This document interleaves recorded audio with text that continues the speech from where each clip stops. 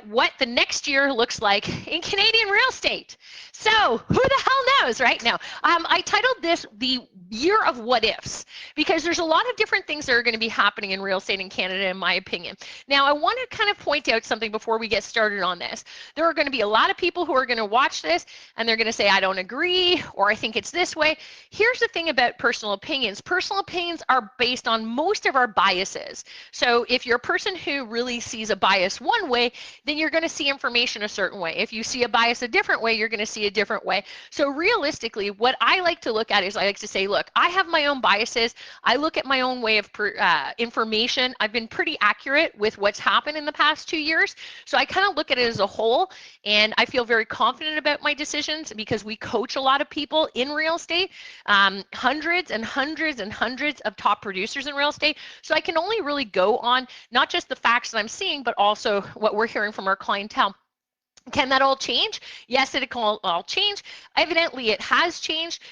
An hour ago, we were fine. Everything was open pretty much. You know what? Now, on Wednesday, everything's going to be different. People can't take that kind of stuff, and it has an impact on the economy, but it also has an impact on real estate. So let's talk a little bit into seriousness about real estate for a second. I've got lots of notes around me, so you're going to see my eyes go from here to there to there, so I apologize for this, but there's so much data right now that it's kind of overwhelming. So we're going to do a brief overview on what my thoughts and opinions are. And like I said, you may or may not agree with them. That's okay. We all have our own opinions, and you know what? This is uncharted territory. This is not a repeat of last year or the year before. This is a new year. There's going to be new problems, new issues, new things resurfacing. We're going on the third year. It's very difficult. So it's hard to predict, but it's not totally impossible. So I want to first talk about what people are saying about the market bottoming out in real estate.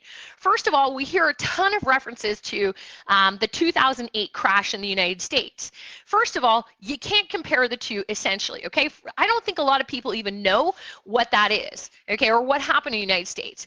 United States had years of loose credit and basically financial wizardry. Okay, so let's just address that first. And that's what caused a housing bubble in the United States. And when housing starts to unwind, so did the connection globally, and it risks taking down the economy systematically. Okay, and I know this is, I'm trying to put it in layman's term, so it's a little bit easier, but it wasn't housing that caused the 2008 bubble. Okay, that's what you have to remember. It would have been anything that loose credit was given to. That's what causes collapses. It's loose credit. The continued rising of debt, okay, to put it easily, that could not be paid back is the issue, or was the issue, and that will be the issue of the next crisis. If it's housing, then that's where it'll be, okay? But you can't blame housing, you know, on the actual bubble. It's the loose credit that's being given that would ever cause collapses typically. So what you have to remember is that a bubble pops when people realize that debt can never be paid back. That's not the case right now.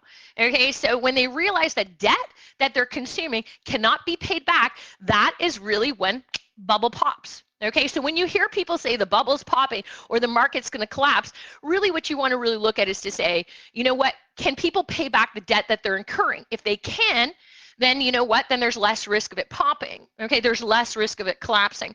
And because easy credit was flowing in the United States, you know, what it really does is it main thing, it caused runoffs and it caused the assets to collapse. And that's like a really big point. It led to technology stocks in the 2000s. We saw that happen in the year 2000. Let's not forget that that's what happened there. It led to the crisis that's currently happening with Greece and Venezuela today, if you look at that as well. And many think that our system right now in Canada is way safer.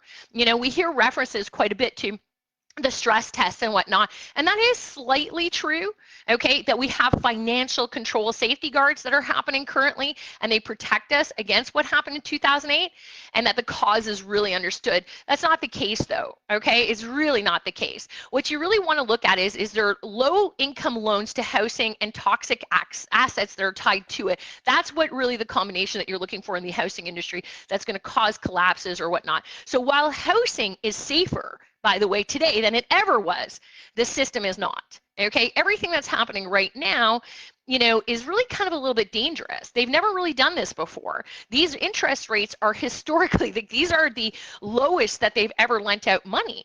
So they're testing this. So nobody can predict what's going to happen because it's never really been done before. So that's what you really have to look at. So you have to always watch the debt, and you have to really watch the system, and you have to watch the global economy. The global economy all plays with each other. So it's not just Canada. Canada is not just one housing bubble. It's all across the economy of the entire world will play into this, okay? So like I said, while housing is safer, the system to protect ourselves is really not. And with the credit continuing to advance globally, it's becoming a shell game, really. That's ultimately what a lot of economists are looking at. And the shell game is to watch where the next crisis is going to originate. And that's really what they're watching right now.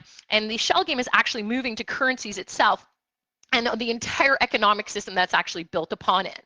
So it's not, so in my terminology, I don't believe that we're going to see a Canadian crash of houses. I don't see that happening, although there are some patterns that you want to watch for. Okay, so it's really interesting to see that. And the whole system is built on what people borrow and what they're taking, regardless of the low interest rates. Are they able to pay it back? Are they able, when things change, or if inflation or deflation, if anything happens there, are they able to pay it back?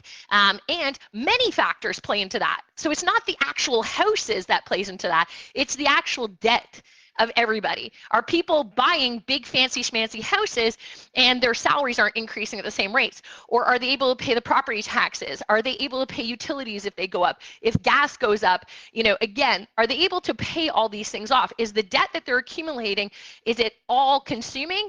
And are they able to pay it back? And when you look at that, you've got to really look. That's when things unravel.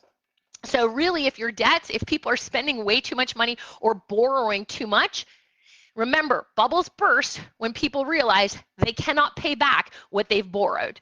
Right now, because of the stress test and other things, they've gone all the way up to about a 5%, interest rate. So theoretically, it should be okay. Theoretically, but what you want to watch is you want to watch the debts. Okay, so you have to watch that, and you can't just watch. I saw somebody post this morning or last night or something like that. They posted a snapshot of just like 6 months, and they're like, "Look at us, we're doing great. We're not." And it's like, look, you can't just look at a snapshot. You have to look at everything. But we'll get into that. Okay, but a financial system based on credit, always remember this, is not, it's not just an exchange for money today. It's an exchange for money later. Okay, that's what you always have to remember. So what you can afford today, you have to be able to pay back later. And that's kind of why a lot of people think this stress test, though, is really bulletproof. But if you watch the news and you watch the economy, food prices are going up, everything, gas, I mean, it's outrageous. It's $1.41. It's absolutely insane. The supply chain is going to impact it. Each economy of each country works simultaneously to keep the system moving. So if one has a problem, another could have a problem, and then that's what we're watching. Like I said, it's a shell game right now. So you kind of have to really watch that. So the ultimate thing is in 2022, do I believe that the market is going to crash? I don't see that happening. I simply don't see it happening. Never have seen it happening in 2022. They are predicting some prices going up. Anywhere from 6 to 9% is what we're hearing. I like to think that that's probably a little too generous. I just don't see the prices jumping that much. That's my own personal opinion on that one. What you can also look at is the other thing when you're looking at statistics, no one country's GDP should be isolated. Every country's GDP, and those of you who don't know what a GDP is, it's 4 categories. First one is consumer spending or personal consumption. Second one is their investments. Third one is net exports, and the fourth one is government spending. And GDP tells you how each country is managing in all areas, okay? Now, the real estate in Canada accounts for a massive, I think it's almost at like 13 to 15% of the GDP. So Canadians, like, the government doesn't want to crash the housing market. It's literally a big contributor to GDP. So you have to really watch that. The government's not really going to do much in the sense, I think, of really hurting our housing industry, although I do personally think that these interest rates are just way too low, and what that's doing with this low interest rates, I believe personally, again, just a personal opinion, the low interest rates are the issues. I cannot believe it, like the underwriters and the appraisers, I can't believe that they've approved the mortgages they've approved. To me, I don't think it's realtors' issue. I don't think it's homeowners' issues. I think it's actually the underwriters and the appraisers should have had better control and regulations over how high that they were going above the most recent sales prices.